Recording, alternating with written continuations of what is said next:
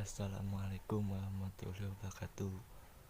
Perkenalkan, nama saya Hayu Saputra, kelas IPS 11 IPS 3. Di sini saya akan membahas tentang persebaran flora dan fauna. Persebaran flora dan fauna di Indonesia sangat kaya akan keanekaragaman flora dan faunanya. Bahkan Indonesia menduduki 3 terbesar di dunia bersama-sama dengan Brazil di Amerika Selatan dan Zaire di Afrika Selatan dan Zaire di Afrika.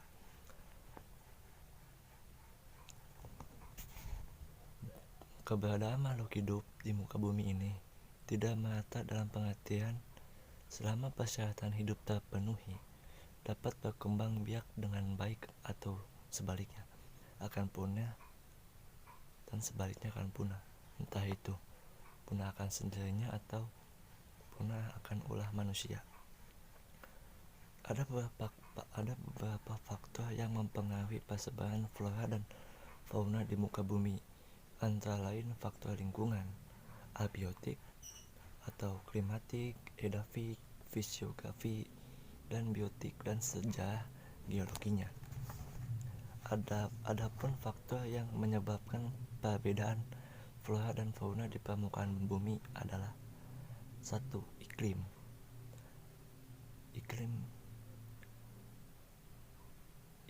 Setiap spesies hewan atau tumbuhan habitatnya berbeda, sehingga iklim di satu pihak mendukung kehidupan flora dan fauna tertentu, tetapi di lain pihak merintangi flora dan fauna tertentu untuk hidup dan berkembang.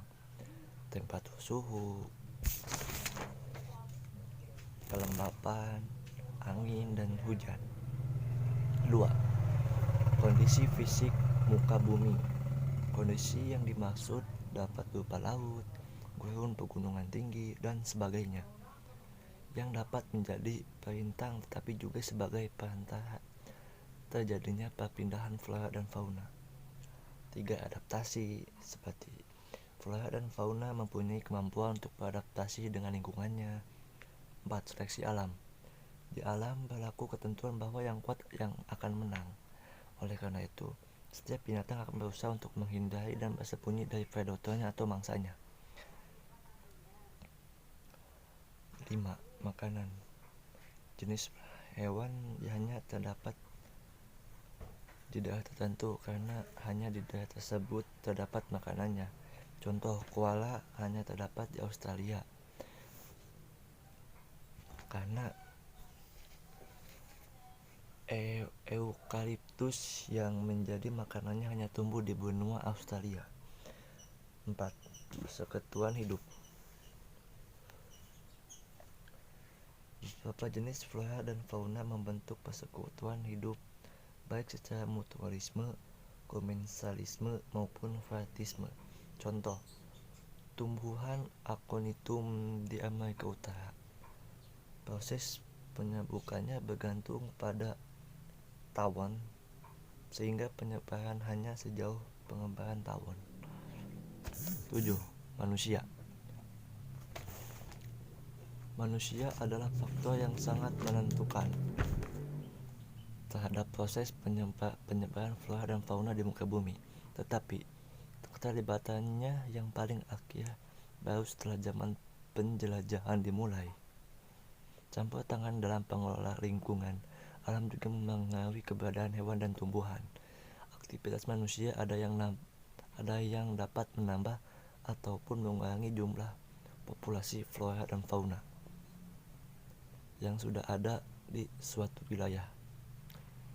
8. Keadaan tanah atau edafik.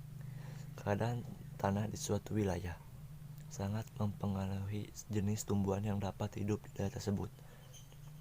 Tanah yang subur dapat ditumbuhi oleh bermacam-macam tumbuhan, sedangkan tanah yang kurang subur dapat membuat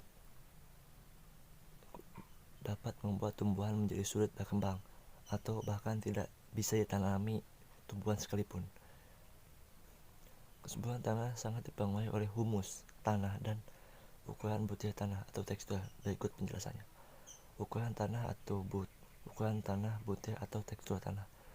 Tekstur tanah yang halus memiliki pore-pore yang sangat kecil sehingga memiliki kandungan air dan udara. Tekstur tanah yang relatif kasar dapat menampung air dan udara lebih, sehingga sangat bagus sebagai tempat untuk tumbuh bermacam-macam jenis tumbuhan. Humus tanah: semakin banyak humus, semakin banyak tanaman yang bisa ditumbuhi di atas tanah tersebut. Mineral atau mineral organik: adanya mineral organik yang terkandung dalam tanah membuat tanah menjadi makin subur sehingga vegetasi yang ada semakin beragam. Mungkin cukup segitu yang bisa saya sampaikan. Assalamualaikum warahmatullahi wabarakatuh.